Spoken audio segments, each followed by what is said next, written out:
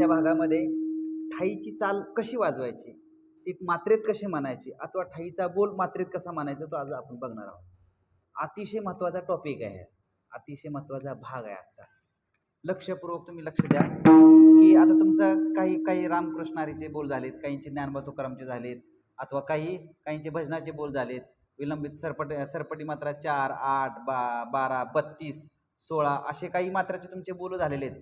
पण आज जे आपण टॉपिक बघणार आहोत ते आता हे पुढचे जे मुलं आहेत त्यांच्यासाठी हा टॉपिक चालेल. पण तेच संस्कार तुमच्यावर व्हावेत अथवा होतील ह्या उद्दिष्टाने सर्वांच्या माध्यमातून आज आपण हे बघणार आहोत. सर्वप्रथम आपण काय करणार आहोत, ठाईची टाळी बघणार आहोत. कशी ठाईची टाळी बघा. 1, 2, 3, 4, 5, 6, 7, 8 वाजवा. 1, 2, 3, 4, 5, 6, 7, 8. आता आपण जे हात असं पाठीमागं करतो कसं 1, 2, 3 हा काल आहे. काय तिसऱ्या मात्रेला आणि 7व्या मात्रेला काय हा काल आहे. मग कालाच्या वेळेस हात बाहेर गेला जातो. लक्षात आलं तुमच्या. साधी टाळी वेगळी आणि ठाईची टाळी ह्याला म्हणतात विलंबित ठेका, विलंबित धुमाळी मात्रा. धुमाळी मात्रा 8. 1 वाजवा. 2, 3, 4, 5, 6, 7, 8.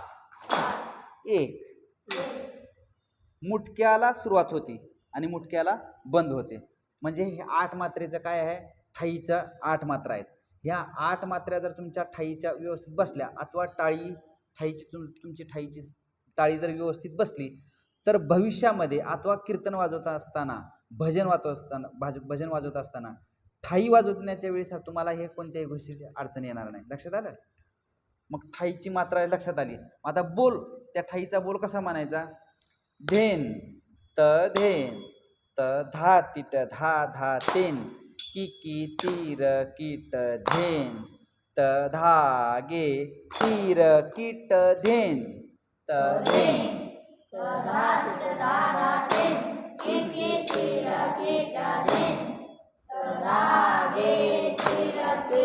धेन त धेन त धा तिट धा धा तेन की तीर कीट धेन त धा गे तीर कीट धेन. आता तोच तुम्हाला सर्वप्रथम मात्रा सांगितली, मात्रेनंतर तो बोल मात्रेमध्ये कसा म्हणायचा तो सांगितला. आता तो पकवाजावर कसा उतरवायचा हे लक्षात घ्या. शब्द कसे मारायचे बघा. पहिला शब्द कसा आहे, धेन. धेन म्हणजे पकवाजावर 10 असा उमटतो. धेनला कसं वाजवायचं, धोमेकडच्या बाजूनं वरती मारायचं, शाईकडच्या बाजूनं थाप मारायची धेनला. धेन लक्षात आलं, वाजवा. धेन लक्षात आलं कसं, दोन्हीकडनं धोमेकडच्या बाजूनं वरती मारायचं, शाईकडच्या बाजूनं थाप मारायचे. ह्याला हा झाला धेन. म्हणजे 10.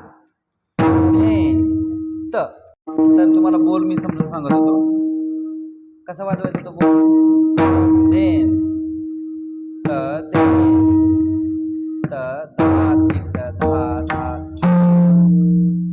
तीर कीट धेन त धा गे तीर कीट धेन. वाजव. धेन त धा तिट धेन की तीर कीट धेन त धा गे. बोल लक्षात आला.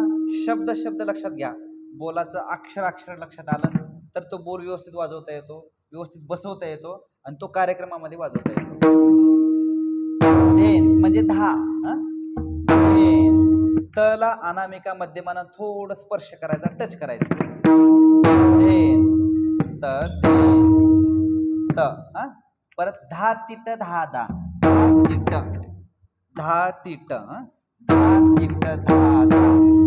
कसं 10 तिट 10 दा. 3 ला 3 10 तिट 10 दा. की ढोलकीला डावीकडचा जो भाग धुमेकडचा जो भाग आहे समजा पूर्ण गोळ वर्तुळाकार भागामध्ये हा पंजा चोपायचा की की की की तीर तीर के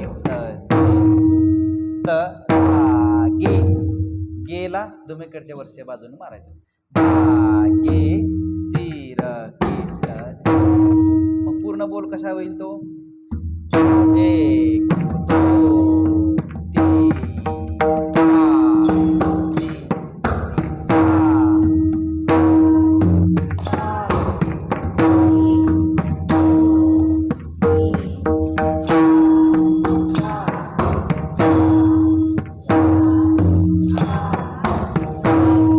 लक्षात आलं. मग आता आपल्याला भजनात अथवा ठाईच्या चालीमध्ये कसं वाजवायचं पहिलाच बोल आहे तो आपण बघू की बाबा तो आता आपल्याला उपयोग करता येईल का तो. हा